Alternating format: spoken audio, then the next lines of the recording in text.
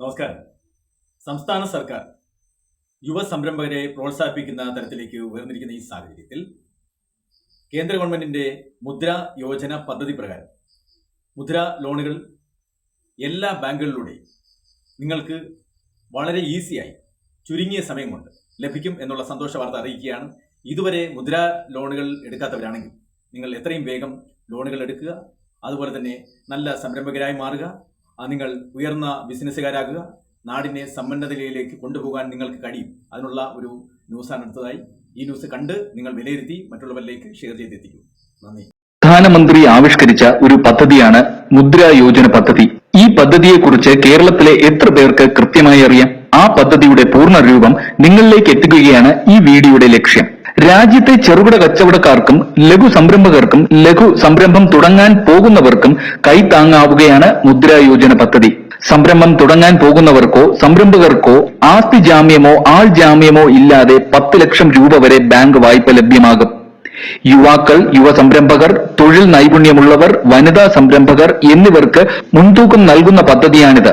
ചെരുപ്പ് തുന്നുന്ന ആൾക്ക് ഉൽപ്പന്നങ്ങൾ വാങ്ങുന്നത് മുതൽ ബാർബർ ഷോപ്പ്, പപ്പടം, അച്ചാർ, ബാഗ് നിർമ്മാണം, ചെറുകിട ടെക്സ്റ്റൈൽസ്, DTP സെന്റർ തുടങ്ങിയവയ്ക്കെല്ലാം ഈ വായ്പ ലഭ്യമാകും. ഈ വായ്പയ്ക്ക് എങ്ങനെയാണ് അപേക്ഷിക്കേണ്ടതെന്നും മുദ്ര യോജന പദ്ധതി പ്രകാരം എങ്ങനെ വായ്പ നേടണമെന്നതിനെ കുറിച്ചും കൂടുതലായി അറിയാം. മുദ്ര ബാങ്കുകൾ എന്ന പേരിൽ രാജ്യത്ത് ബാങ്കുകളില്ല. രാജ്യത്ത് പ്രവർത്തിക്കുന്ന ദേശസത്കൃത ബാങ്കുകൾ വഴിയാണ് മുദ്ര പദ്ധതി ആനുകൂല്യങ്ങൾ നമുക്ക് ലഭ്യമാവുക. കൃഷിയുമായി ബന്ധമില്ലാത്ത വ്യവസായങ്ങൾക്കാണ് മുദ്രയുടെ സഹായം ലഭ്യമാവുക. എന്നാൽ കാർഷിക ഉൽപ്പന്നങ്ങൾ സംസ്കരിക്കുന്നതിനും സംഭരിക്കുന്നതിനും കേടുകൂടാതെ സൂക്ഷിക്കുന്നതിനും അനുബന്ധ ആവശ്യങ്ങൾക്കും ഈ സഹായം ലഭ്യമാകും. എങ്ങനെയാണ് അപേക്ഷിക്കേണ്ടതെന്ന് നോക്കാം. വളരെ ലളിതമായ അനുബന്ധ രേഖകളാണ് വായ്പ അനുവദിക്കാൻ വേണ്ടത്. ബാങ്കിന്റെ എംബ്ലത്തോടു കൂടിയ അപേക്ഷാ ഫോം ബാങ്കിൽ നിന്നും വാങ്ങുക.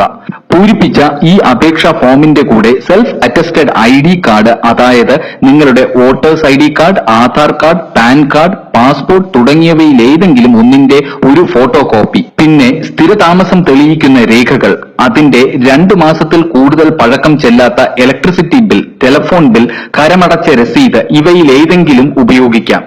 ഇതിന്റെ കൂടെ നിങ്ങൾ SC, ST, OBC, മൈനോറിറ്റി വിഭാഗത്തിൽ പെടുന്നവരാണെങ്കിൽ അത് തെളിയിക്കുന്ന രേഖകൾ, ബിസിനസ് സ്ഥാപനത്തിന്റെ ലൈസൻസ്, 2 പാസ്പോർട്ട് സൈസ് ഫോട്ടോകൾ, നിങ്ങൾ തുടങ്ങാൻ പോകുന്ന പദ്ധതിയുടെ വിശദമായ പ്രോജക്ട് റിപ്പോർട്ട് എന്നിവയുമായി ബാങ്കിലേക്ക് എത്തിയാൽ മതിയാകും. 2 ലക്ഷം രൂപയ്ക്ക് മുകളിലാണ് വായ്പ ആവശ്യമെങ്കിൽ ഒരു ധനകാര്യ സ്ഥാപനത്തിലും കുടിശ്ശികക്കാരൻ ആകരുത്. അങ്ങനെയാണെങ്കിൽ പ്രസ്തുത ബാങ്കിൽ നിന്നുമുള്ള കണക്ക് സ്റ്റേറ്റ്മെന്റും ആവശ്യമാണ്. നിലവിൽ സംരംഭം നടത്തുന്നവരാണെങ്കിൽ അവസാനത്തെ 2 വർഷത്തെ ഫൈനൽ അക്കൗണ്ട് ഡീറ്റെയിൽസ്, പ്രതീക്ഷിത ബാലൻസ് ഷീറ്റ്, അവസാന 2 വർഷത്തെ വിൽപ്പന കണക്കും കൂടെ കരുതുക. അപേക്ഷ, പ്രോജക്ട് റിപ്പോർട്ട്, മറ്റ് രേഖകൾ എന്നിവ തയ്യാറാക്കുന്നതിന് ജില്ലാ വ്യവസായ കേന്ദ്രങ്ങൾ, താലൂക്ക് വ്യവസായ ഓഫീസുകൾ, ബ്ലോക്ക്, മുനിസിപ്പാലിറ്റി, കോർപ്പറേഷൻ എന്നിവിടങ്ങളിലെ വ്യവസായ വികസന ഓഫീസർമാരുടെ സഹായ സേവനങ്ങൾ തേടാവുന്നതാണ്. സംരംഭകർക്ക് ആവശ്യമായ സഹായങ്ങൾ ഇവിടെ നിന്നും നിങ്ങൾക്ക് ലഭിക്കും. 7% മുതൽ 12% വരെയുള്ള പലിശയ്ക്കാണ് വായ്പകൾ നൽകുന്നത് എന്നുള്ള ഗുണവും മുദ്ര യോജനയ്ക്കുണ്ട്. സബ്സിഡികൾ ഒന്നും പ്രഖ്യാപിച്ചിട്ടില്ലെങ്കിലും മറ്റു വായ്പകൾ നൽകി വരുന്ന സബ്സിഡികളും ആനുകൂല്യങ്ങളും അപേക്ഷകർക്ക് സ്വീകരിക്കാവുന്നതാണ്. തിരിച്ചടവിന് 84 മാസത്തെ കാലാവധിയും ലഭിക്കും. 25% സംരംഭകന്റെ വിഹിതമായി കണക്കാക്കും. ഏതെങ്കിലും ബാങ്ക് മതിയായ രേഖകൾ സമർപ്പിച്ചിട്ടും വായ്പ നിഷേധിക്കുന്നുവെങ്കിൽ നിങ്ങൾക്ക് പ്രധാനമന്ത്രിയുടെ ഓഫീസിലേക്ക് പരാതി അയക്കാവുന്നതാണ്. അയക്കേണ്ട മേൽവിലാസം: ഈ പദ്ധതിയിലൂടെ പലരുടെയും സ്വപ്നങ്ങൾ സാക്ഷാത്കരിക്കാൻ നിങ്ങളുടെ ഒരു ഷെയറിലൂടെ സാധിക്കും. എല്ലാവരിലേക്കും ഈ വീഡിയോ പരമാവധി ഷെയർ ചെയ്യും. ഈ വാർത്ത നിങ്ങളേവരും മറ്റുള്ളവരിലേക്ക് ഷെയർ ചെയ്തുകൊണ്ട് നാടിന്റെ സമ്പന്നതയിലേക്ക് ഓരോരുത്തരും ചുവടുവെച്ച് മുന്നേറണമെന്ന് ആഗ്രഹിച്ചുകൊണ്ട് മറ്റുള്ളവരിലേക്ക് എത്തിക്കുമെന്നുള്ള ശുഭപ്രതീക്ഷയോടെ നന്ദി.